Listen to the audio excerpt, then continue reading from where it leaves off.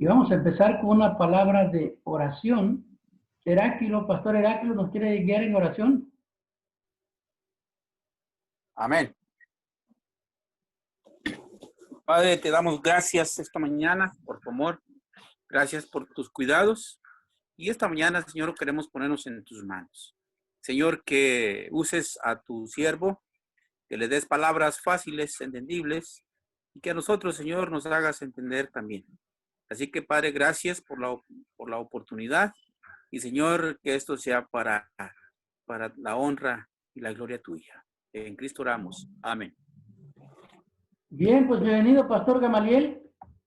Adelante con el tema. Sí, buenos días a todos, hermanos, Dios les bendiga. Quisiera pedirles que podamos iniciar esta mañana y vamos a, pues, atender un poco las temáticas que estamos desarrollando, sobre todo para caminar hacia una teología reformada no fundamentalista. La semana pasada platicábamos algunos rasgos distintivos, en este caso, de los movimientos fundamentalistas que de alguna manera, pues, tenemos que reconocer, pues, están presentes, ¿no?, en la dinámica de nuestra iglesia. Forman parte, digamos, de las dinámicas eclesiásticas y que de alguna manera pues tenemos que saber identificar, ¿no? Estamos tomando como presupuestos para las exposiciones los temas de la reforma. En particular, habíamos empezado con sola escritura. La semana pasada veíamos sola gracia y hoy empezamos sobre el ejercicio de la sola fe. Y desde ahí queremos reflexionar sobre el tema que nos compete el día de hoy. Primero, porque nosotros tenemos que distinguirnos de la expresión fundamentalista, que son radicalizaciones, digamos, del fundamento del ejercicio de nuestra fe, ¿no? Es una radicalización de aquello que Calvino postuló y que los reformadores postularon, y que de alguna manera, pues, las iglesias, pues, marchan en ese contexto, ¿no?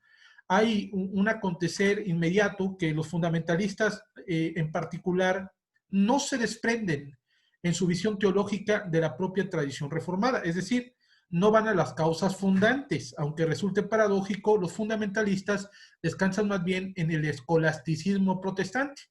Y cuando hablamos del escolasticismo protestante, pues nos referimos al siglo, no al siglo XVI, sino al siglo XVII, particularmente con, en este caso, la Confesión de Fe de Westminster y de forma muy especial los cánones de Dordrecht. Más adelante vamos a trabajar un poquito en ese sentido, aunque la última sesión la queremos ocupar para un fundamentalismo que está muy fuerte en nuestro país y que de alguna manera pues tenemos que identificar para poner algunos límites en su propuesta teológica. Ya decíamos que tendríamos que detener tres tipos de fundamentalismo que hacen mucho daño a la iglesia. Número uno, las condiciones de la evangelización meramente espiritual, ¿no? La evangelización que trabaja solamente con la conversión de las almas, no así, ¿no?, con un aspecto integral, digamos, de la proclamación del evangelio y la evangelización. El segundo aspecto, que va a ser muy importante, es precisamente aquellos que están enclavados en una doctrina petrificada, que no se mueve, ¿no?, de tal forma que no hacen ningún ejercicio de actualización, contextualización de la doctrina, y eso pues hace un grave daño a la vida de la iglesia a nivel general, ¿no? Y ese fundamentalismo pues tenemos que identificarlo en algunas líneas de nuestra iglesia que reiteran con mucho énfasis los postulados doctrinales, pero que no hacen ningún esfuerzo por contextualizar a la dinámica de la iglesia presente esos postulados doctrinales. Y de alguna manera pues hablamos de ello la semana pasada.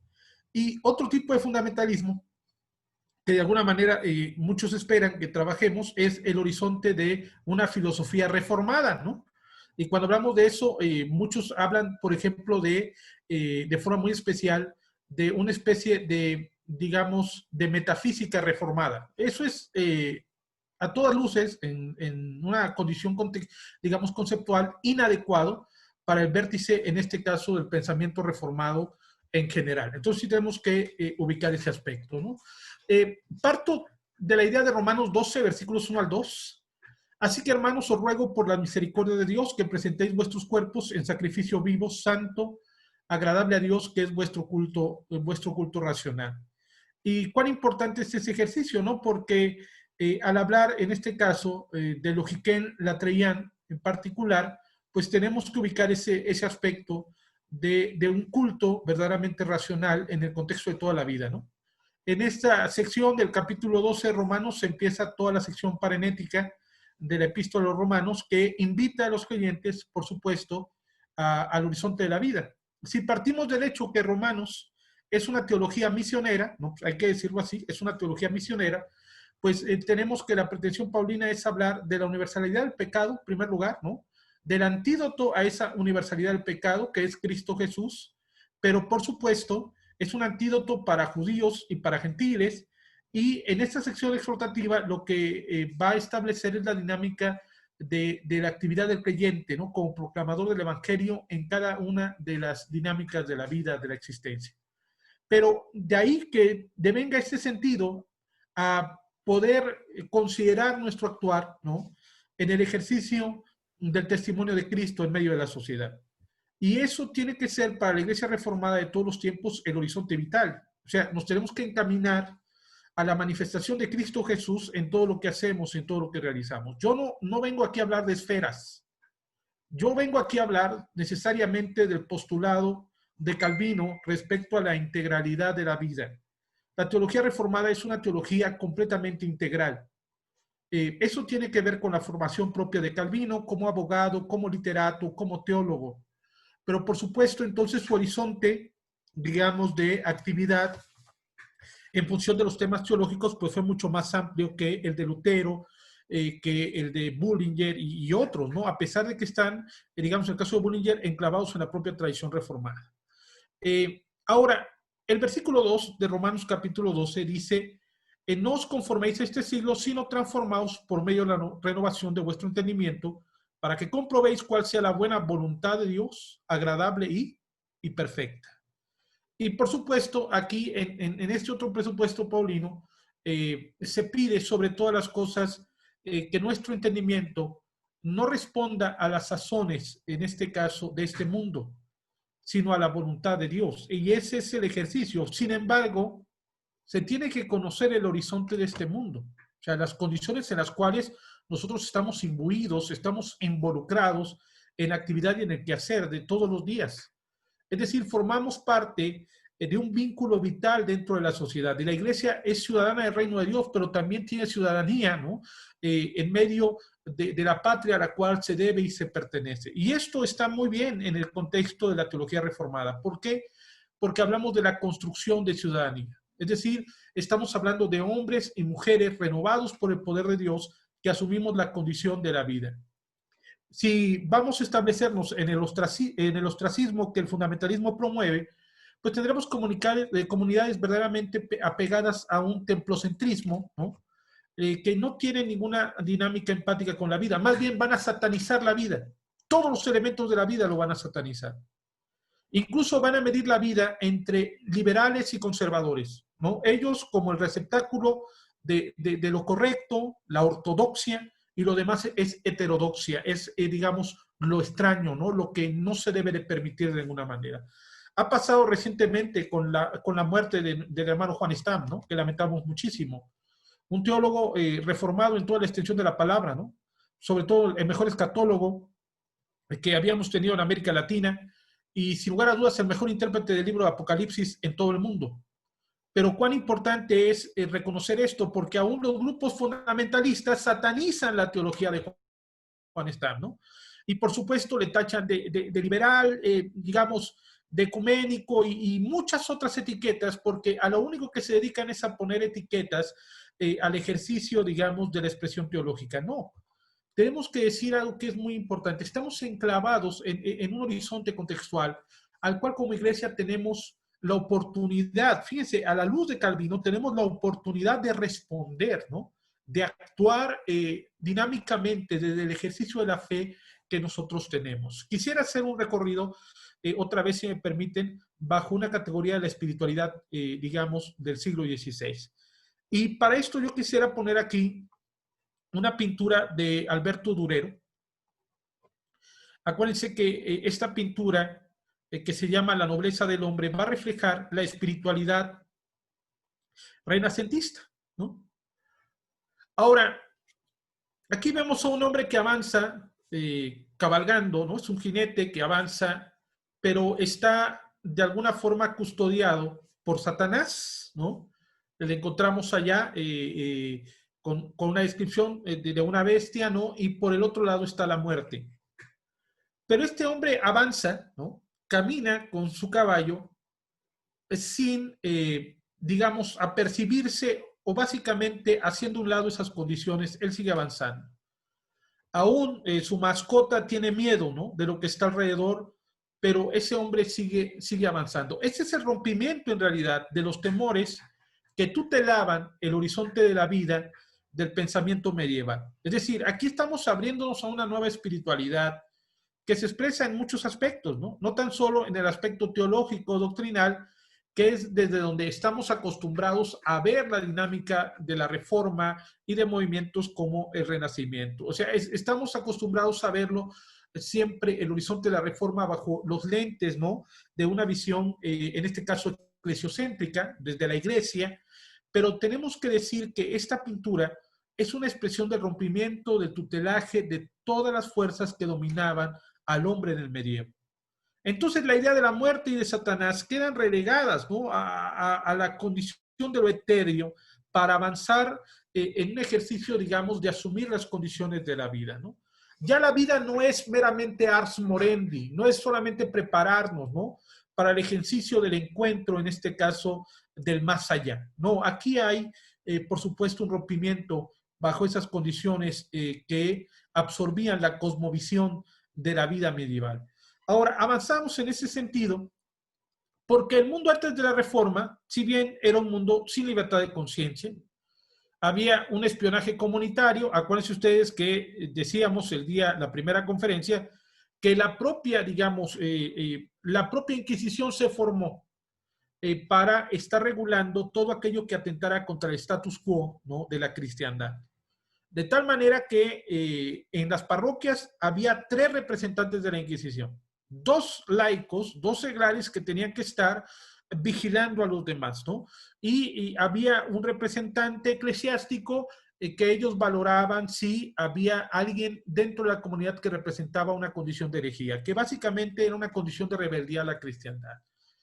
Todo estaba sujeto a explotación económica, ¿no? Digamos, básicamente por las monarquías, la gente era explotada en función de su trabajo, de su labor, y tenía que tener la gente una actitud sumisa, ¿no? Porque eso era parte del horizonte en el cual Dios les había confinado, les había colocado. Por otro lado, se estaba bajo la autoridad tiránica de la iglesia y la nobleza en todo su horizonte de cristiandad, una condición completamente enajenante. Por otro lado estaba el estado de gracia siempre en cuestión. Nunca había la seguridad de la salvación, y lo decíamos la semana pasada, pues la gente vivía en un estado de gracia en cuestión. Nunca se les aseguraba la condición de la salvación. Por eso es que la Reforma avanza con mucha potencia. ¿Por qué? Porque si algo establece la Reforma en particular es la seguridad de la salvación dada por Cristo Jesús a la vida del creyente. Y se enfatiza que el ser humano es un receptor pasivo de todo lo que ya hizo Dios, ¿no? Esto es muy importante porque tiene en esencia toda la estructura de la justificación por la fe. Es decir, el hombre es un agente pasivo de la dádiva maravillosa de Dios que es la salvación. Pero antes de ello, antes de ese tipo de mentalidad, pues existía un estado de gracia nunca definido. Nunca definido. No importa cuántas buenas obras las personas pudiesen realizar, siempre el estado de gracia estaba en cuestión. En realidad, la Reforma y su impacto, el impacto de Cristo Jesús por medio del Evangelio es el impacto de la Reforma, porque la gente se apercibe desde la condición subjetiva, ¿no? Hay algo muy importante al respecto, porque acuérdese usted que el acercamiento a la iglesia era una condición plenamente objetiva, que la iglesia legitimaba, ¿no? A través de rezos y de cosas bien establecidas por la iglesia, lo que marcaba un acercamiento objetivo, ¿no? Donde la condición de la experiencia humana, la experiencia individual, pues no era algo tan relevante, pero a partir de Lutero sí lo va a ser, ¿no? La condición subjetiva de la apropiación de la fe va a ser lo más significativo. Es en realidad el impacto a la vida, digamos, de Cristo Jesús a través del Evangelio, lo que propicia la vida de los creyentes. De hecho, tenemos que reiterar este aspecto, ¿no? De esta experiencia subjetiva, ¿no? De la fe que es aplicada a nuestra vida y nuestra recepción en particular, siempre una vivencia de gratitud por esa gracia que nos ha sido concedida. La Reforma es el más poderoso y completo avivamiento espiritual desde los apóstoles, dice el hermano Salatiel Palomino. Y lo dice bien, de verdad es una condición pues magnífica, ¿no? Porque ¿qué representa la Reforma? Si no eso, un encuentro con el Evangelio, un encuentro con Cristo, el Salvador de la humanidad. No con la institución de la Iglesia, sino con Cristo y con su Evangelio. Es el más grande modelo para la misión histórica de la Iglesia. Si debemos de colocar ese sentido, porque también la actividad, en este caso, de la Reforma, motivó el agente de la proclamación del Evangelio a través de la himnología, a través de los panfletos que circulaban, en este caso, como una expresión del Evangelio, a la gente que se apropiaba de esa dimensión de la gracia que anhelaban y que de alguna manera pues era muy necesario. Pero lo que estamos viendo en realidad es una iglesia que estaba completamente actuante dentro de la sociedad. Y ese es un vínculo que no debemos nosotros nunca de perder de vista. El avance a la Reforma tuvo que ver con una iglesia involucrada con la sociedad, en toda manera, en todo sentido. No era una iglesia de escritorio, ¿no? No era una iglesia de mero intelectualismo, ¿no? Era una iglesia en realidad involucrada con la sociedad. Y esto debe estar para nosotros el día de hoy, porque hacemos de la expresión de la fe una característica muy individual, más bien tiene que ser una característica completamente comunitaria, donde toda la comunidad cristiana sea consciente de su ser delante del mundo. La Reforma trajo muchas repercusiones en el mundo moderno, sin lugar a dudas, pues tienen que ver con su énfasis teológico. En realidad la Reforma es un evento histórico que transformó la vida de Europa y después del mundo entero. No es un simple pleito de curas, y esto tiene que quedar claro, ¿no? Porque no es meramente debates doctrinales. La Reforma trajo muchas innovaciones de las cuales tenemos que reflexionar en este tiempo. No simplemente era un contexto de plantación de iglesias, ¿no? Como las personas quieren remediar las problemáticas de la iglesia a través de proyectos evangelizadores, por supuesto subsidiados la mayor parte de las veces por recursos extranjeros. No, la Reforma en realidad fue también, y tal vez principalmente, un extraordinario laboratorio de ideas que hizo contribuciones fundamentales para el surgimiento de la Europa moderna, de acuerdo a Mario Biaglioni, ¿no? Y es que en realidad tenemos que decirlo así, ¿no? La Reforma tuvo ese impacto y tuvo esa capacidad porque se generaron muchos vínculos, ¿no? En el horizonte, digamos, de la realidad medieval, ahora que nace con la Constitución de la Modernidad a través del propio movimiento de la Reforma Protestante. Hay varios fenómenos, y aquí quisiera citar algunos elementos, ¿no? El desmantelamiento del universo medieval, con todas sus condiciones, digamos, de cosmovisión. Hay ese edificio monolítico construido durante más de 1000 años por la cristiandad, también es desmantelado a través de la Reforma. De la Edad Media se apertura la Edad Moderna, y una iglesia de la modernidad es la iglesia, en este caso, la iglesia reformada, ¿no? Lo tenemos que enfatizar. Del oscurantismo a la ilustración, el post-tenebras luz, ¿no? Después de las tinieblas la luz. Ese es el lema de la Reforma en realidad, ¿no? Ese es el lema de la Reforma. Para muchos el lema de la Reforma es Ecclesia reformanda semper reformata est, ¿no? Para muchos ese es el lema de la Reforma, pero en realidad no es así. El lema de la Reforma es post tenebras luz, después de las tinieblas la luz. Del feudalismo se pasa al capitalismo, de la monarquía a la democracia. Hay un cambio de paradigma intelectual filosófico bastante destacado a través del ejercicio, digamos, de la Reforma Protestante, pero prioritariamente a través de la luz y del horizonte de reflexión de Calvino. Tenemos que decir esto y lo tenemos que notar en un ejercicio de orgullo. ¿Por qué? Porque Calvino en realidad tiene una visión mucho más integral de lo que en realidad puede ser la Reforma. ¿Por qué insistimos en ello, no?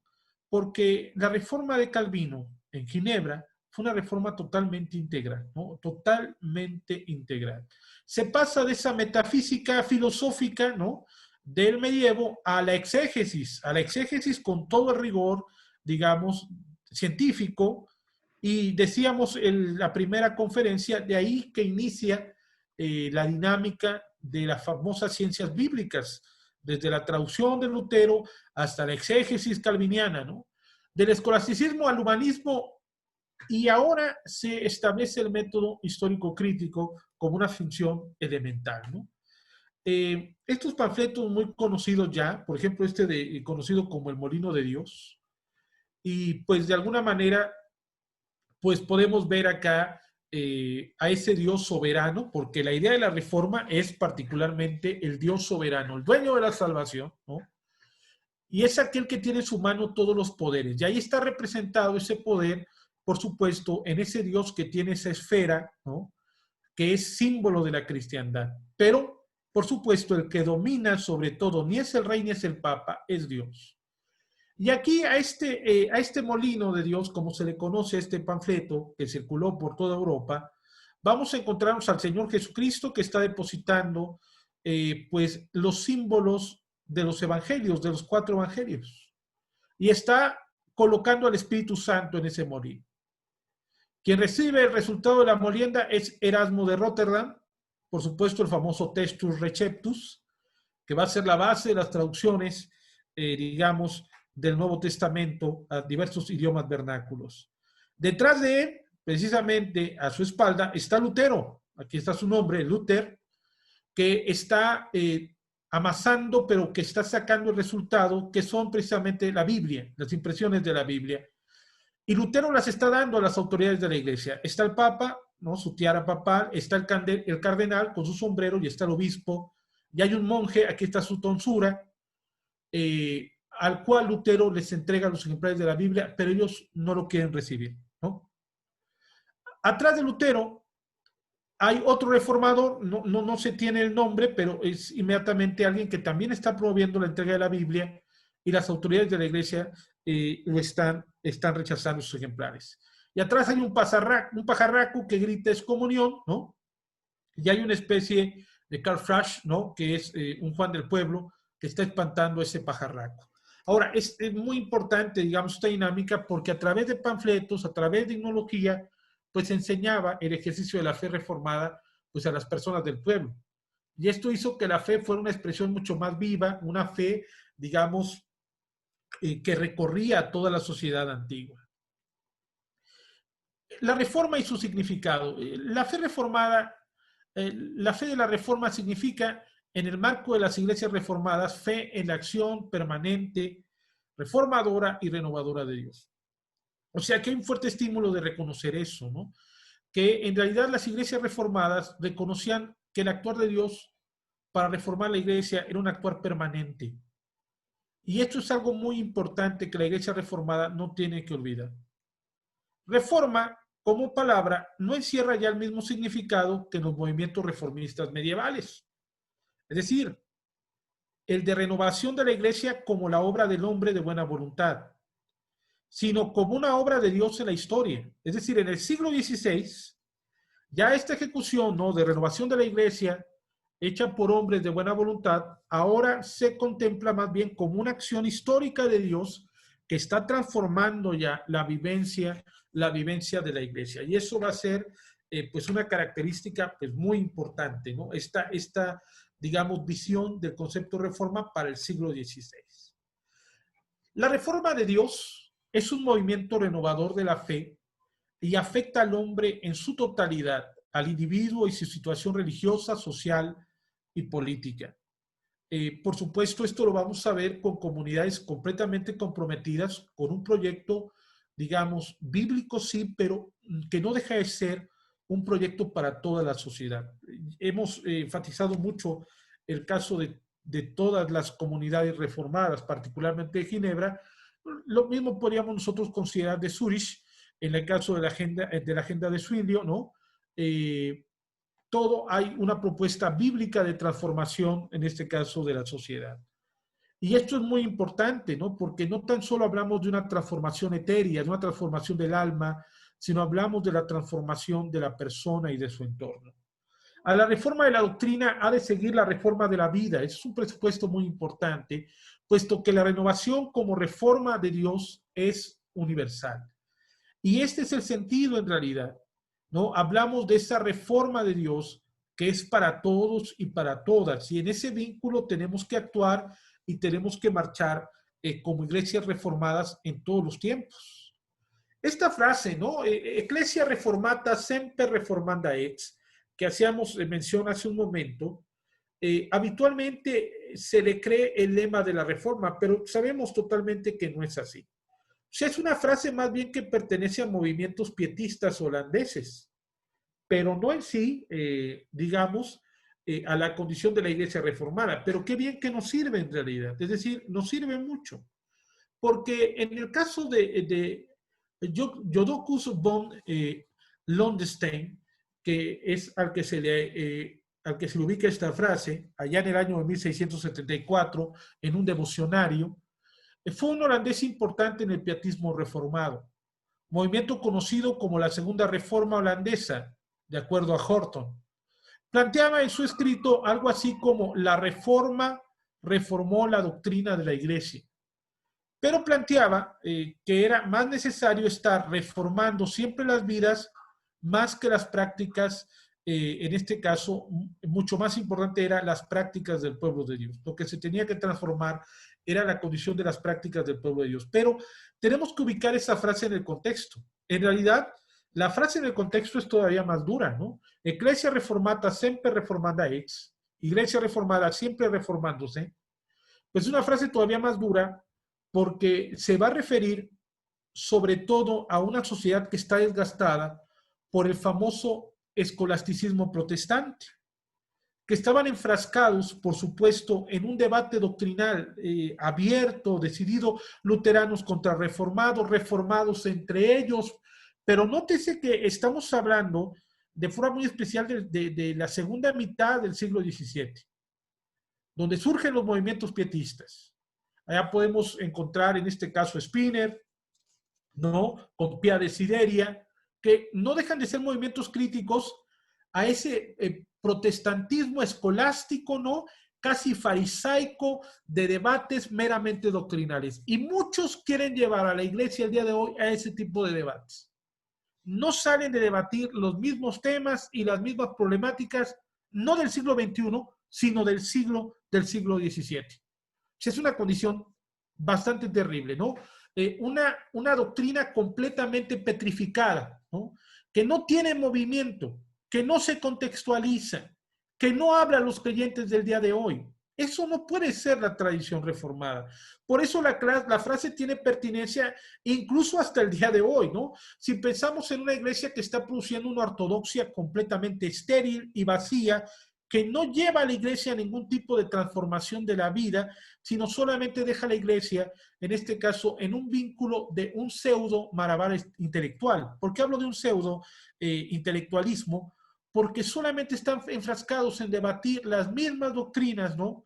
Que de alguna manera pues tendrían que ser, en este caso, actualizadas y proyectadas con nuevos matices en función de lo que el día de hoy vivimos como comunidad cristiana. Ahora, un candado que tiene esta frase es que tal vez pudiera ser esa iglesia reformada siempre reformándose con la siguiente frase, secundum verbum Dei, ¿no?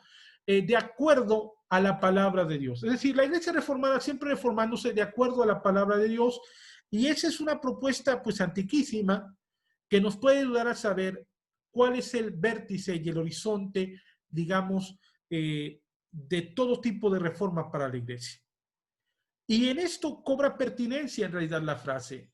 Von Londestein no solamente estaba comprometido con la enseñanza de la confesión reformada y el catecismo, sino que también quería ver que la enseñanza se aplicara más a fondo y se entendiera mejor. Ahora, nótese ese sentido empático con la vida que Londestein tenía, ¿no? De alguna forma estamos hablando de una doctrina que toca la vida, pero ahí vamos a los presupuestos esenciales, ¿no? A los presupuestos antiguos, pues que de alguna forma nos ayudan. ¿Por qué insisto que esos presupuestos nos ayudan? Porque de bien a bien, en este matiz que Horton propone acá, a nosotros nos puede ayudar para poder implicar que siempre el estudio de la doctrina, el día de hoy tiene que ser un estudio que la iglesia pueda comprender y que la iglesia pueda asimilar en el horizonte de lo que les toca vivir a cada uno de los creyentes el día de hoy. O sea, no nos conformemos con repetir las frases de Calvino o los fraseos de las confesiones de fe. Tenemos, en todo sentido, como ministros de Jesucristo, fomentar que la iglesia pueda asimilar la fe, la pueda digerir, la pueda aplicar al contexto de la vida. Y acuérdense que la doctrina en la iglesia primitiva era la vida de la iglesia. No eran presupuestos meramente teóricos. Eran aspectos que decantaban a ser una realidad donde cada creyente podía expresar su fe en su propia vivencia. Y eso es lo que debemos de buscar el día de hoy en esencia. Si bien podría ser la frase como la siguiente: la iglesia es reformada y siempre es necesario ser reformada según la palabra de Dios. El verbo es pasivo, la iglesia no está siempre reformándose, sino está siempre siendo reformada por el Espíritu de Dios a través de la palabra, aunque los reformadores mismos no utilizaron este lema. Sin duda refleja lo que estaban haciendo, es decir, reformando la iglesia, pero en el horizonte de la vida. Ya lo decíamos, ¿no?, la semana pasada, ¿por qué la reforma, ¿no?, de Calvino, de Zwinglio, de Bullinger, ¿no?, fue mucho más grande que la reforma, en este caso de Lutero? Porque en realidad la iglesia reformada sí se preocupó por reformar la vida, no solo la doctrina. Y por eso es que la visión de la reforma dada por las iglesias reformadas es mucho más integral y más abundante que la ubicación de la reforma de Lutero. La vocación por la palabra del evangelio libera al hombre de todos los vínculos de este mundo, ajenos a Dios, pero lo coloca simultáneamente bajo el precepto divino que lo encamina a la vida y lo conduce a la creación entera, al reino de Dios. Romanos capítulo 8, versículo 18. Pues tengo por cierto que las aflicciones del tiempo presente no son comparables con la gloria venidera que nosotros ha de manifestarse. Pero esto habla de vidas renovadas, vidas completamente transformadas, ¿no?, por el poder de Dios, que por supuesto van a asumir la realidad con el dinamismo del Espíritu de Dios y de la construcción del reino del Señor. Hay ese fuerte sentido de una vocación y fe que liberan al individuo de la historia de la muerte y le sumergen en la historia de la vida. Ya no es esa dinámica oscura, ¿no?, medieval, que encadenaba al ser humano, sino más bien la tradición reformada es una tradición que está enclavada en el horizonte de hacer una teología para la vida. Y por supuesto, en ese sentido tenemos que marchar y tenemos que conservar esto, a diferencia de los fundamentalismos que solamente viven ensalzando un sistema de doctrinas, pero de ninguna manera hacen que ese sistema de doctrinas sea compatible con los elementos básicos de la vida. En Gálatas capítulo 2, versículo 20. Con Cristo estoy juntamente crucificado y ya no vivo yo, mas vive Cristo en mí, y lo que ahora vivo en la carne lo vivo en la fe del Hijo de Dios, el cual me amó y se entregó a sí mismo por mí. La fe reformada no provoca la huida ni el desprecio del mundo, sino que colocan al hombre bajo la luz boreal del futuro de Dios que ha de brillar sobre el mundo entero, envuelto en tinieblas, y que de hecho, con la epifanía de Cristo, ha comenzado a resplandecer. Un poco este vínculo, ¿no?, de la dinámica teológica del reino de Dios, como una escatología inaugurada. El reino se ha acercado, por supuesto. Arrepentíos y creed en el evangelio. Y se ha acercado con Cristo. Y ese es el llamado constante a tomar conciencia, cada uno de los creyentes, de su lugar y su papel en la extensión del reino de Dios. De la experiencia de la vocación personal brota la misión de santificar toda la vida profana en orden al reino de Dios. Pero aquí es muy importante descubrir esto, ¿no?, porque al hablar, digamos, de este ejercicio de vocación que se coloca como la misión para nosotros, es decir, la misión que hemos recibido de Dios para de esta forma manifestar el reino de Dios. No hay horizonte ya de condiciones profanas. Nos vinculamos notoriamente en todo lo que hacemos, en todo lo que realizamos, para manifestar la gloria al Dios vivo y verdadero. Por supuesto, en esta dinámica que a veces critican algunos grupos, digamos, reformados, fundamentalistas, al hacer referencia de que ellos han encontrado la base, ¿no? O son los que tienen la clave, por decirlo de alguna manera, para destruir todo tipo de dualismo que enajena la teología. Tenemos que responderles de una forma muy directa que esto siempre ha estado presente en la tradición reformada, que no es algo que Abraham Kuyper haya descubierto, sino más bien que él retomó, y que sobre todas las cosas la tradición reformada no promueve de ninguna manera un dualismo, y mucho menos va a promover una realidad dinámicamente establecida en 16 o 17 esferas. No, el creyente reformado asume la condición de la existencia tomado de la mano de Dios, y todo lo que hace, absolutamente todo lo que realiza, lo realiza para dar la gloria y la honra a Dios, porque el ejercicio de su vocación es el ejercicio de la misión que él tiene en medio del mundo. El ser humano revestido de la depravación total, por supuesto, tenemos que decir que esa es la condición del hombre, ¿no? En la visión paulina, ya decíamos, citando Romanos, Pablo cita que el pecado es una condición universal, que afecta a todos los hombres, a todas las razas, ¿no? Nadie se libra de la condición de pecado, y lo dice de una forma clara, ¿no? No hay justo ni aún uno, por cuanto todos pecaron, están destituidos de la gloria de Dios. Sin embargo, la condición de la depravación total no es el presupuesto final. No es el presupuesto final de la teología reformada, sino más bien es un principio para la vida. Porque en esa condición humana es que Dios actúa. En medio de esa depravación total, Dios interviene y actúa a través de Cristo con el favor de la gracia de Dios. El hombre pecador e impotente, por supuesto, no es el estímulo vital, sino también y aún más desde el punto de vista del hombre vocacionado, justificado y capacitado por el Espíritu. ¿Para qué? Para asumir las condiciones de la existencia. Sí, el hombre es pecador, por supuesto, está imposibilitado por sus medios, por sus esfuerzos de alcanzar la salvación maravillosa de Dios.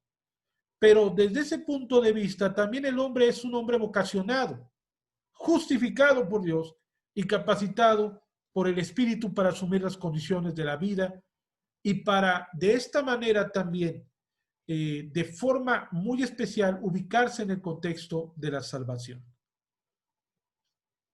Ahora, es muy importante que nosotros podamos ubicar esto en la situación de la teología reformada, porque el punto de partida de la teología reformada desde Lutero, ¿no? Y el seguimiento que va a hacer Calvino, el punto de partida es la justificación.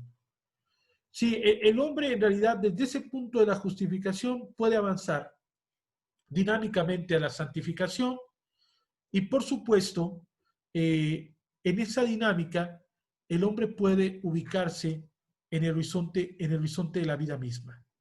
Y eso va a ser para nosotros un ejercicio vital, porque la justificación, la santificación y la dinámica de la vida van a estar coordinadas por ese actuar magnífico de Dios. ¿Cuál es el resultado, digamos, de la justificación como punto de arranque, ¿no? El proceso de santificación, la vida cristiana expresada en una espiritualidad cotidiana. Pero acuérdense, tenemos que desalojar la idea dualista, ¿no? Aquí sí tenemos que colocarnos en el sentido de que todo lo que hacemos es espiritual, en tanto que nuestro pensamiento tan solo está el hecho de glorificar el nombre de nuestro Dios. Y ese es el horizonte de nuestra vida, en todo lo que hacemos, en todo lo que desarrollamos, de una forma muy especial, glorificar el nombre de Dios. No es el hombre como pecador con permanente mala conciencia el que aparece en primer plano, sino el hombre como aliado del Dios, de la gracia, y como testigo cooperante del reino futuro. Santificación quiere decir separación, selección y elección para una vida distinta y un servicio especial. Es ese hombre justificado, ¿no? Que se convierte, por supuesto, en aliado de Dios, que avanza con el favor de la gracia. Y, por supuesto, en ese avance está su proceso de santificación. Hay una elección especial que le ha revestido, ¿no? Podemos llamarle predestinación. Pero la santificación significa al mismo tiempo transformación de esta vida. No es el baluarte meramente pasivo. Y aquí vamos otra vez con presupuestos esenciales de la tradición reformada. La santificación como proceso también es un evento cooperante, donde el ser humano coopera con Dios. Por eso significa al mismo tiempo transformación de esta vida, obediencia corporal y pública, existir para todos. Porque a diferencia de las demás tradiciones cristianas, la tradición reformada es aquella que se preocupa no por el bienestar personal, sino por el bienestar de todos. Y esto tiene que quedar muy claro. En medio de una condición y de un pensamiento ilustrado, individualista, ¿no? Egoísta, está la condición de una espiritualidad comunitaria, que en este sentido todos participan para el bienestar de todos. Y esto es una condición magnífica. La elección no significa prácticamente otra cosa que perseverar en la fe hasta el fin. Resistir todas las seducciones y todas las medidas coercitivas, mostrando una firmeza inquebrantable. Persistir en el ejercicio de la fe. Persistir en lo que somos como creyentes en Jesucristo. Pero ahí está nuestra gran tarea como ministros de la palabra, sobre todo para mentalizar a los miembros de la iglesia a este ejercicio de elección que ya tenemos y en el cual hemos de ser perseverantes por el poder de nuestro Dios. La doctrina calvinista de la predestinación debemos entenderla a la luz de las experiencias del sufrimiento. Lo decíamos en la primera sesión, que Calvino encontraba el sentido práctico de la doctrina. No especulaba, como de alguna manera muchos quieren enfrascar a la teología reformada en una mera especulación filosófica. No, Calvino colocaba el sentido de la doctrina en las experiencias de la vida, hablando de una iglesia atribulada y perseguida como era la iglesia reformada en el siglo XVI. Así como la admirable resistencia de muchos de estos cristianos. De lo contrario, no la entenderemos en absoluto, la propia doctrina de la predestinación. No la podemos apartar, esa doctrina de la predestinación, de los quebrantos y sufrimientos que tuvo la iglesia reformada en el siglo XVI.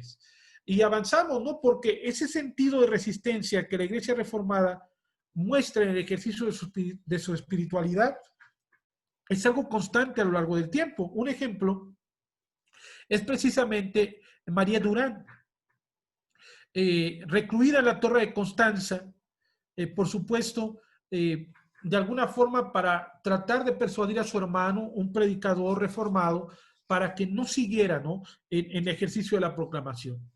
En esta torre estuvo ella encarcelada durante 40 años, cuando los cristianos reformados acentuaban en su vida la santificación. Querían expresar dentro de la situación beligerante en que se desenvolvían la necesidad de no conformismo cristiano. En este caso a María Durán se le adjudica esta palabra escrita precisamente en un tabique de esa torre, que es la frase resiste, resistir, como el testimonio de una mujer que resistió durante 40 años, ¿no? Sin revelar la ubicación de su hermano y, por supuesto, en el ejercicio de que él pudiese seguir predicando la palabra de Dios. Ahora, la obligación que tiene todo cristiano de perseverar y sufrir en su condición de peregrino y advenedizo y de superar con paciencia y tesón todo género de oposición exterior e interior, es algo a lo cual hemos sido llamados. La Reforma se propuso en Ginebra la tarea de renovar no solo la fe, sino la vida entera de la iglesia, de la sociedad y de la política. Y el creyente reformado tiene que ser consciente de su papel dentro de la sociedad, como un gestor de justicia, de paz, de bendición, de edificación a todos los hombres. No, el creyente reformado no es un agente apolítico, ni es una persona que vive en un marco histórico, aislado, ¿no? de las condiciones y los padecimientos que la sociedad enfrenta. Al contrario, es un actor activo, ¿no? buscando resoluciones, generando alternativas para que la iglesia pueda desarrollarse en medio de la sociedad. Y esto es muy importante. Ahora, Calvino aceptó de Lutero el concepto reformador del trabajo profano como profesión. Y bueno, dado que en la Edad Media este vocablo se reservaba exclusivamente a las profesiones clericales y que la vida contemplativa se tenía en mayor consideración que la vida activa. Es evidente que Lutero y Calvino imprimieron al término de profesión un carácter nuevo. Para Lutero, el carácter del sacerdocio universal de todos los creyentes. Para Calvino, el carácter de las vocaciones. Porque Dios nos ha llamado en la vocación en la cual nosotros nos desenvolvemos y ejecutamos el día de hoy, y ese es un elemento esencial. Por supuesto, tenemos que decir que esta es precisamente la razón primordial por la que resaltó Calvino el sentido comunitario del trabajo profesional. Y hay ese sentido, ¿no?, de pensar en el prójimo como un evento vital para el desarrollo de todos. Ahora, no podemos nosotros de ninguna manera petrificar la doctrina y dejarla inamovible y simplemente le vamos a poner elementos decorativos para volver a exhibir la doctrina, digamos, con todo ese elemento que tuvo en el siglo XVII. No, porque caeríamos en el error que cometió la Iglesia romana. Por ejemplo, ¿cómo se respondió a la Reforma, al avance de la Reforma? Pues a través del impresionismo en la liturgia, ¿no? Esas disposiciones de Trento fueron terribles, pero también trataron de responder no tan solo con la orden de los jesuitas, sino también con los santos enjollados. Los famosos santos de las catacumbas que viajaron alrededor de toda Europa con el fin de dar consuelo a los cristianos afectados por la Reforma protestante, en donde montones de reliquias santas fueron destruidas. Cuando los esqueletos llegaban a su destino, eran decorados con hermosas joyas y se los vestía con ropa costosa, armaduras e incluso pelucas. Ellos eran exhibidos en las iglesias y tenían la función de recordar a los cristianos sobre las riquezas que obtendrían en la otra vida. Es decir, una iglesia petrificada y enclavada todavía en el horizonte medieval, ¿no? Estamos hablando de posterior al Concilio de Trento, del año de 1545, ¿no? 1550. Acuérdense que Calvino responde un año antes de la edición oficial de la Iglesia a los acuerdos de Trento, con la famosa obra llamada El Antídoto. Pero miren lo que hacían, simplemente sacaban esos mártires, ¿no?, y los enjollaban para que de alguna manera pues se recordara a las personas los presupuestos, digamos, de las riquezas de la vida eterna en la fidelidad dinámica a las tendencias de la Iglesia. Nosotros no podemos de ninguna manera, ¿no?, hacer dinámicas que no respondan a los contextos. La doctrina de la Iglesia, tenemos que insistir, tiene que ubicarse para dar razón a los creyentes el día de hoy en medio de las problemáticas que los creyentes enfrentan, rompiendo con religiosidades estériles para el desarrollo humano. El centro de la teología de Calvino, en su comentario a Jeremías, cognoscitur Deus etiam colitur humanitas, a donde Dios es tomado en serio, allí hay una preocupación por la humanidad. Y por supuesto, al mencionar esta frase de Calvino, es muy importante hablar que el principal sentido que tenía la teología reformada era una preocupación por la sociedad actual, de todos los tiempos, ¿no?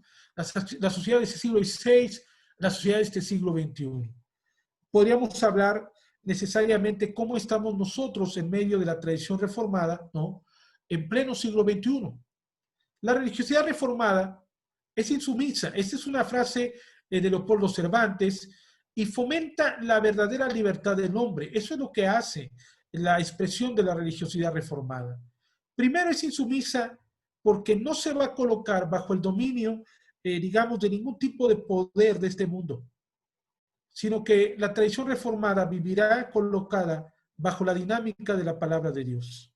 Y por supuesto, ahí es donde el hombre encuentra el verdadero sentido de su libertad. La relación fe y obrar es la principal tarea de la ética, y por supuesto, la principal tarea de la ética es dar respuestas. ¿Qué debo hacer? ¿Cómo puedo y debo obrar conjuntamente de manera responsable? La fe es la manera de dar respuestas a la dinámica de la vida. O sea, la fe tiene que dar respuestas a las condiciones que enfrentamos todos los días. La propia palabra responsabilidad significa, en este caso, responder. No tiene otro significado sino el de dar respuesta, del latín respondere, espondere, quiere decir comprometerse, prometer, ofrecer. Dios nos ofrece su creación y nos otorga el vínculo de un pacto. Tenemos que responder como pueblo de Dios en fe y en obrar. En realidad, la fe reformada es una fe que nos invita a responder en medio de las condiciones que nos toca vivir el día de hoy. Quisiera, a manera de conclusión, tener esta cita de Karl Barth respecto a Calvino. Reconocemos en Calvino un ejemplo y un modelo solamente en la medida en que mostró a la iglesia de su tiempo de manera inolvidable el camino de la obediencia. Obediencia del pensamiento y de los actos, obediencia social y política. Un verdadero discípulo de Jesucristo tiene un solo camino: obedecer no ya a Calvino mismo, sino al que fue el Señor de Calvino. Nuestra obediencia entonces es a Jesucristo, es a su palabra. Tenemos que asumir esto como una condición del verdadero pensamiento reformado, que nos invita a no practicar una teología petrificada que solamente tiene un acercamiento al siglo XVII y, por supuesto, olvida en realidad sus raíces y hace que la doctrina no se actualice a las condiciones que tenemos que enfrentar el día de hoy. Hay que trabajar para que todo el mundo pueda sobrevivir, pero el trabajo se ha de realizar de suerte que los pobres no sean explotados por los ricos, los extranjeros por los nativos, los débiles por los fuertes.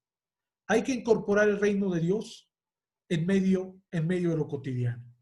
Y contra eso, en realidad, tenemos que marchar, porque el fundamentalismo hace que la iglesia se detenga, enclavada, ¿no?, en algún presupuesto histórico. Y a veces lo que tenemos es trabajar con una tradición muerta que es inamovible. No, tenemos que hacer de la teología un proyecto para la vida, para nuestro contexto, para nuestra realidad el día de hoy. Con esto quisiera, en este tiempo, hermanos, concluir y tal vez generar algún diálogo, alguna reflexión. Yo dejo el lugar a nuestro hermano Isaac en este tiempo. Muchas gracias, Gamaliel. Por ahí ponía yo que sí valdría la pena que pudieras ampliar un poquito qué es el escolasticismo protestante y qué se entiende por pietismo. Bueno, el escolasticismo protestante fue un movimiento que se dio precisamente en el siglo XVII, después de la confección, digamos, de los grandes movimientos confesionales, por ejemplo, los cánones de Dordrecht y, en este caso, Westminster.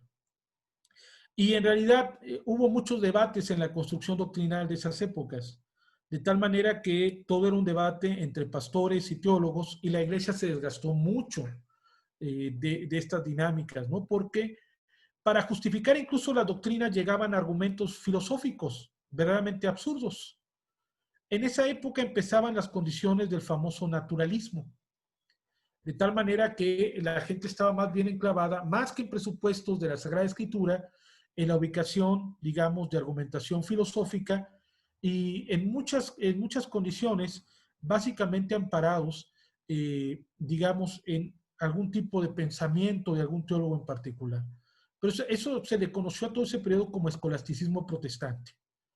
Por supuesto, la iglesia se desgastó mucho por ello, y la respuesta de la iglesia fue el pietismo. El pietismo fue, por supuesto, fomentar, lejos de esa doctrina, de esos debates doctrinales estériles, sectores de la iglesia se organizaron para reflexionar en las Sagradas Escrituras, para hacer un análisis espiritual de los textos y así fomentar una vida de oración, digamos, una vida de entrega al Señor con una carga subjetiva muy grande, de experiencia, en este caso, individual y comunitaria. Los famosos estudios bíblicos que nosotros celebramos entre semana tienen su base y su fuente, por supuesto, en los movimientos pietistas que alentaban que la gente estudiara la Biblia en sus casas y pudieran reflexionar sobre lo que la Sagrada Escritura les tenía a ellos, ¿no?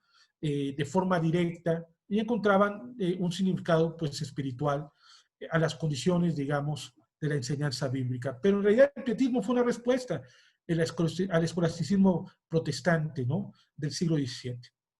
Básicamente son esas dos cosas. ¿Podría decirse entonces que el escolasticismo protestante son respuestas filosóficas o una argumentación de la doctrina con postulados filosóficos? Bueno, en algunos sentidos sí, ¿no? De tal forma que esto pues ya tiene un sentido completamente negativo. Es decir, cuando hablamos de un escolasticismo protestante, pues nos referimos a radicalizar, ¿no?, en cierta manera, pues los postulados argumentativos de las confesiones. Y eso es lo negativo, ¿no? Una carga más bien de defensa argumentativa más que una condición bíblico-exegética. Y esa es la diferencia con el siglo XVI. ¿Hasta dónde es cierto que la Confesión de Fe de Westminster y los libros de la Reforma están influenciados por ese escolasticismo protestante y que tratando de cazar a León se metieron en la leonera? Si me quieres repetir tu pregunta, hermano, porque no escuché bien, se difirió un poco acá.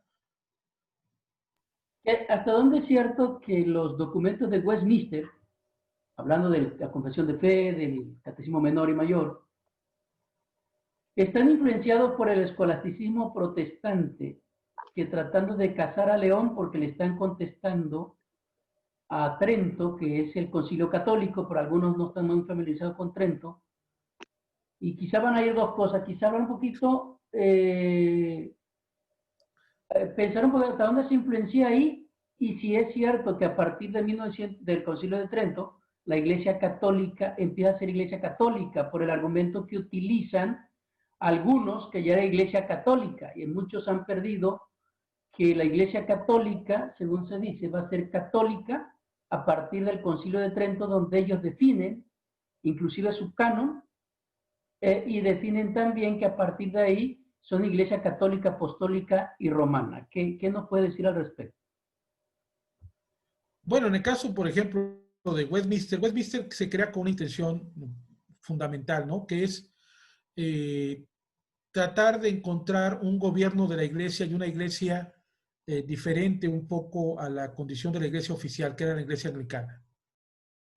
En Westminster encontramos pues el modelo presbiteriano, ¿no?, sobre todas las cosas, pues para las iglesias puritanas que buscaban ese tipo de gobierno, ¿no?, bíblico, y lo encuentran precisamente y toman acuerdos. Pero también el mismo Westminster es un acto, digamos, convocado por el Parlamento inglés, no por la monarquía. Y eso es algo muy interesante ya en la definición del contexto. Pero el resultado de Trento, o sea, la forma de llevar el resultado de Westminster, perdón, la forma de llevar el resultado de Westminster es lo que se va a convertir en escolasticismo, la forma de llevarlo, ¿no?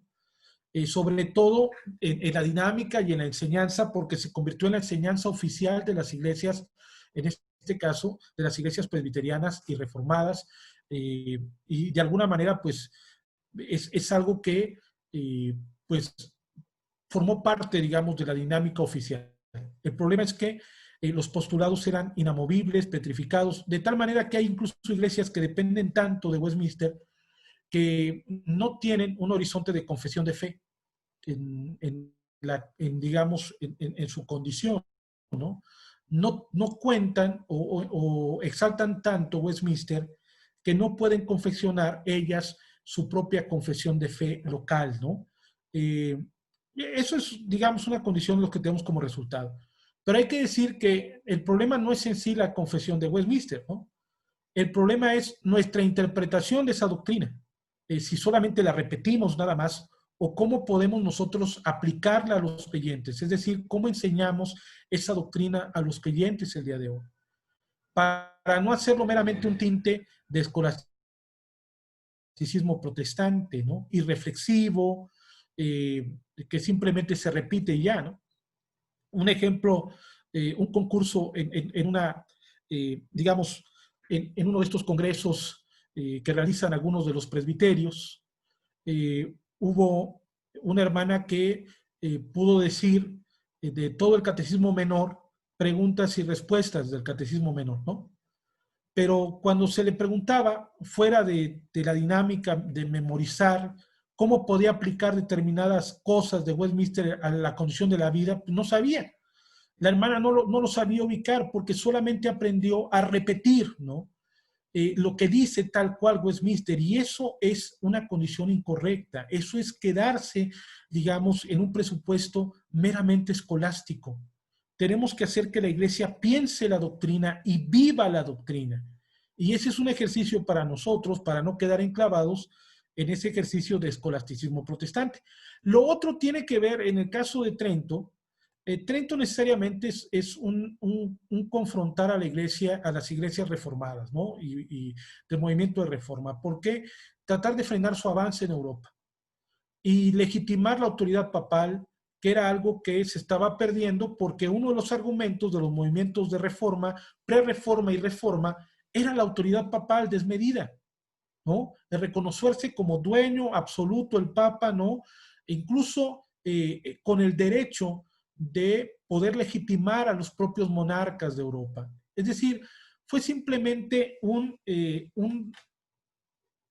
¿cómo podemos decir? Un retraerse, ¿no? La iglesia misma y fijar sus propias doctrinas, las doctrinas que ya habían establecido con antigüedad y que el movimiento de reforma cuestionó de una forma directa y desmedida. Ahí se legitimaron pues muchas cosas sobre la autoridad papal, por supuesto, y también sobre el ejercicio de la interpretación bíblica, que solamente debería estar en manos del Papa y del magisterio, ¿no? Y eso iba en contraposición de los movimientos de reforma, y eso lo podemos nosotros ubicar. Definitivamente Westminster, valía la pena ubicar ese aspecto, pero no necesariamente es una respuesta a Westminster a los acuerdos de Trento, ¿no? Estamos hablando casi de un siglo de diferencia. Dice, sí, contando el tiempo que tampoco avanzaba tan rápido como ahora, ¿no? Pero dice Sergio Desiderio, hablando de Juan Stam, la vida de un reformado es una vida del camino. Por un lado está la cátedra, o sea, la reflexión y estudio, y por el otro, la mano en el arado. Cito al periodista Mauricio Valverde Díaz, no era extraño hallarlo atendiendo las necesidades de personas marginadas o explicándole las escrituras a grandes personalidades mundiales. Me parece que esta sería una imagen de un reformado al estilo de Calvino. ¿Qué opinan al respecto? Pues que en realidad Calvino, en este caso Juan Stam, es el modelo de un pensamiento reformado no fundamentalista, en su manera de interpretar el texto, digamos, en su forma de interactuar con las personas, sobre todo porque él se dedicó plenamente a enseñar la Sagrada Escritura, pero siempre bajo un horizonte vivencial. Una de las cosas que más experimentamos los que conocimos a Juan Stam y participamos en sus cursos, era necesariamente la enorme necesidad que él tenía de hacer que la palabra de Dios nos hablara al día de hoy, a nuestro horizonte contextual. Yo creo que básicamente eso es algo que tenemos que tener, ¿no? ¿Quién es Juan Stam? Hemos dicho, ¿no? Que es, pues es el modelo, ¿no? Yo lo diría así como lo expresa Sergio, totalmente, ¿no? Él es un modelo en realidad de un pensamiento, en este caso, calviniano, sin fundamentalismo. Y ojalá pudiésemos tener más modelos así, ¿no? Lo lamentable es que hay personas que están reclamando lo reformado para sí y son directamente los fundamentalismos y enseñan a la iglesia a mirar, ¿no? El horizonte reformado desde su óptica, y eso por supuesto no es posible, ¿no? Para mí Stam es, sin lugar a dudas, como dice Sergio, pues el modelo, ¿no? De un estilo de vida calviniano. ¿Hasta dónde es cierto que Ginebra, sobre todo la ciudad de Ginebra, es un ensayo y un ejemplo de cómo se pudieron aterrizar los conceptos reformados, los conceptos calvinistas en esta ciudad y cómo esto puede ayudar en nuestra visión en la actualidad. Algo pasó con Gamaliel, ¿verdad? Sí. ¿Qué es lo que vamos a nosotros a ubicar, por ejemplo? No debemos de quedarnos en la pretensión, ¿no? de meramente imitar, ¿no? Lo que sucedió en Ginebra, porque lo que sucedió en Ginebra es algo irrepetible, ¿no? De hecho, siempre la pregunta es de los especialistas, la pregunta a varios, ¿no? ¿Te gustaría vivir en esa Ginebra de Calvino? Y siempre la respuesta de las personas es no, no nos gustaría vivir en esa Ginebra porque la vivencia era una cuestión, una vivencia cristiana colectiva, sí, pero de alguna manera había muchos elementos que trataban de garantizar que el ciudadano ginebrino viviera acorde, por supuesto, a los requerimientos de la vivencia que se reclamaba en esa época. Para eso estaban los alguaciles, ¿no? Y tenían la vigilancia de los 800 ancianos, miembros del consistorio, que vigilaban a los ciudadanos de Ginebra para tener una conducta verdaderamente ejemplar, ¿no? De tal manera que el que no viviera de esa forma, pues era obligado, ¿no? a vivir de una forma adecuada. Entonces, estamos en otro contexto, en otras condiciones en la actualidad, pero sí tenemos que tomar algunos presupuestos que son esenciales, ¿no? Digamos, la preocupación comunitaria, la preocupación no tan solo, ¿no? En una carga individual, sino mover a la iglesia para ser comunidad. Y ese es un ejercicio que podemos tomar de esa Ginebra, ¿no? Pensar en el bienestar de todos y participar, trabajar juntos para que todos tengan bienestar. Ese es un sentido, pues, muy importante, ¿no? En la ejecución, digamos, de esa Ginebra. Fomentar, en la medida de nuestras posibilidades, una educación de calidad para todos. Eso también es otro horizonte que podemos traer de esa Ginebra del siglo XVI. Y podríamos nosotros puntualizar otros elementos para la vida de comunidad, para la vida como iglesia. Incentivar ejercicios democráticos en la iglesia para la toma de decisiones, ¿no?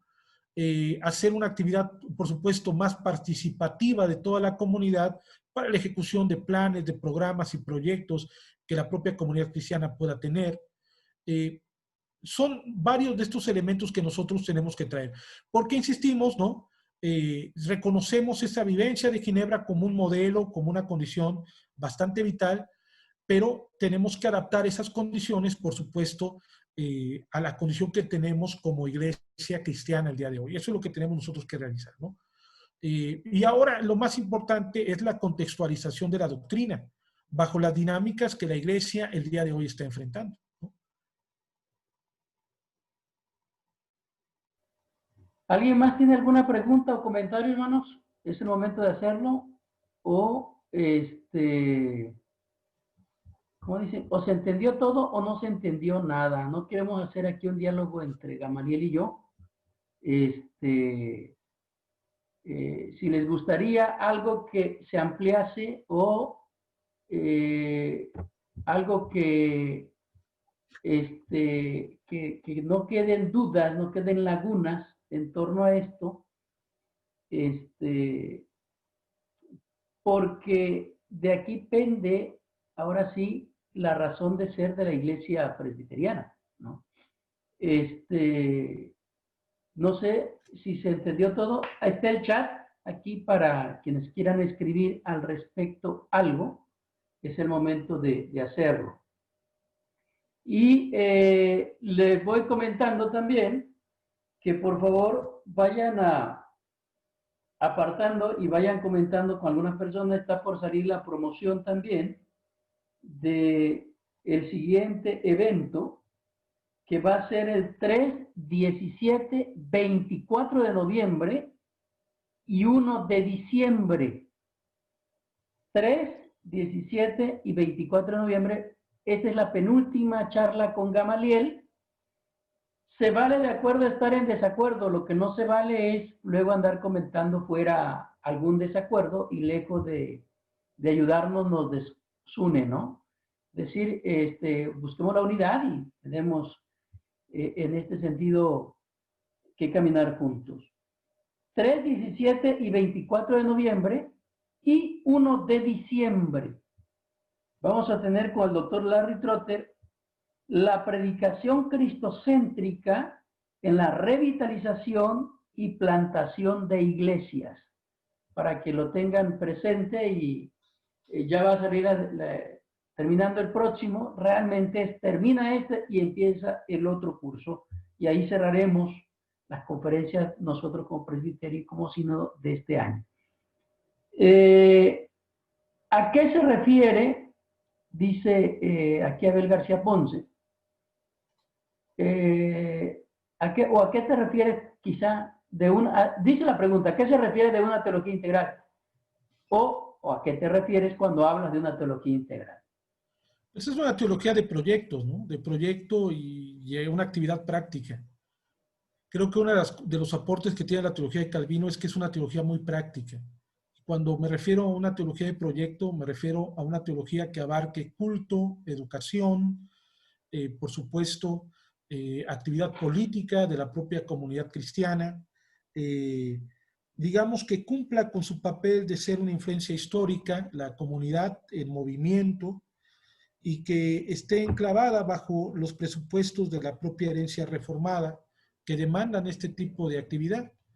A veces nuestras actividades son muy, por eso un poco, digamos, la línea discursiva de estos movimientos reformacionales, ¿no? Que van hacia la ejecución de decir es que la teología reformada en México se ha quedado en un templocentrismo. Y en realidad tienen razón, o sea, hay que decir, eso es cierto. Cuando la visión de la teología de la iglesia solamente está en mantener unos servicios dominicales y alguna actividad entre semana, pues eso es el todo, ¿no? Para muchas iglesias, y no. La iglesia tiene que pensar más allá. Tan solo tenemos que revolucionar la propia diaconía, ¿no? ¿Qué tipo de servicio damos a la sociedad? ¿Qué tipo de teología enseñamos a nuestros miembros? Si tenemos médicos, abogados, tenemos gente especializada en muchas áreas, ¿no? ¿Qué están dispuestos ellos a dar, a contribuir para la sociedad que les rodea? Como comunidad cristiana, ¿qué tenemos como proyecto en ejecución? Lejos de pensar en un seminario, estaremos pensando tal vez en horizontes pues educativos más grandes. Tengo 10 abogados, ¿por qué no integrar una escuela de derecho, no? ¿Por qué no desarrollar una visión más abundante de intervención a problemáticas sociales? La teología de Calvino tenía ese fuerte espíritu, ¿no? De combatir problemas reales, agudos en la sociedad. Ahí parte el sentido de una teología más integral, que genere movimiento en la comunidad cristiana. Y yo creo que uno de los problemas que tenemos como iglesia reformada es preguntarnos qué de pertinente tenemos dentro de la sociedad a la que pertenecemos. ¿Qué sentido de pertinencia tenemos, ¿no? Con una teología tal vez obtusa que solamente se dedica a repetir a rajatabla 5 puntos calvinistas. Y ya, ¿no? O sea, ¿cómo nos podemos mover para integrar más a nuestra comunidad como un agente transformador de la sociedad y constructor del reino de Dios? No es algo fácil. Es algo que requiere muchos años de formación en la membresía, pero es algo que puede ser realizable. Y Calvino es el mejor ejemplo de eso, de una teología realizable. Valdría la pena hacerse la pregunta, ¿qué nos hace diferente a nosotros a otras confesiones? Y cómo ve, y vale la pena a lo mejor plantearse cómo nos ve la gente, cómo nos ve la gente a nosotros como iglesia, o cómo nos lee como iglesia, qué concepto tiene la comunidad alrededor de la iglesia que pastoreamos, de la iglesia, cómo nos ven, cómo nos identifican. ¿Valdría la pena hacerse esas preguntas? Por supuesto, ¿no? Creo que sería un buen monitor establecer ciertas dinámicas de evaluación con las propias personas que están alrededor del templo, ¿no? Y nos vamos a encontrar muchas sorpresas, desde aquellos que dicen, esa es una comunidad que siempre se están peleando, ¿no? O es una comunidad que de alguna manera pues organiza muchas fiestas, ¿no? Aniversarios, lo que sea, pero es una comunidad que por supuesto no tiene más que eso, que motivar unos bonitos cultos, una presencia social, ¿no? Que de alguna manera sea un detonador que pueda influenciar para algunas condiciones positivas dentro de la comunidad. O sea, ¿qué ofertamos como comunidades cristianas? Más que cultos. A eso me refiero con una teología integral. Yo creo que valdría la pena pues meditar en ese aspecto, ¿no? Yo insisto mucho en una iglesia de proyecto. Puede ser uno de los vértices que más se deben de trabajar ahora, ¿no? Bien, pues muchas gracias. Entonces nos vemos la semana próxima igual. Es el mismo link para que ustedes no se pierdan. Y vamos a concluir con una palabra de oración. Y veo aquí a Sergio Desiderio. Sergio, guíanos en una oración para concluir el día de hoy. Bien, gracias, Gamaliel, por tus aportaciones y tu esfuerzo. Y vamos ahora. Te damos muchas gracias, Padre, por la oportunidad de estar en este tiempo compartiendo con nuestros hermanos de Chihuahua y pues acortando las distancias a través de estos medios. Te agradecemos por la oportunidad de ver cómo tú nos animas, nos refrescas aquello que son nuestras raíces como Iglesia Reformada, y te rogamos, Padre, que así como hemos sido desafiados hoy, podamos ir construyendo esa sociedad que tú anhelas, la renovación de esta creación a través de tu iglesia, que podamos ser creativos, así como lo fue Calvino, y que pues estos días de la Reforma nos inspiren para que podamos inspirar también a tu congregación, a las comunidades donde tú nos has llamado a servir. Gracias por nuestros hermanos de Chihuahua, bendice pues el ministerio de este presbiterio y sobre todo esta preocupación por difundir tu mensaje, tu reflexión, tu palabra a través de estos medios. En el nombre de Jesús, amén. Amén. Dios les bendiga, hermano. Amén. Bendiciones. Nos vemos el próximo martes. Dios bendiga, gracias.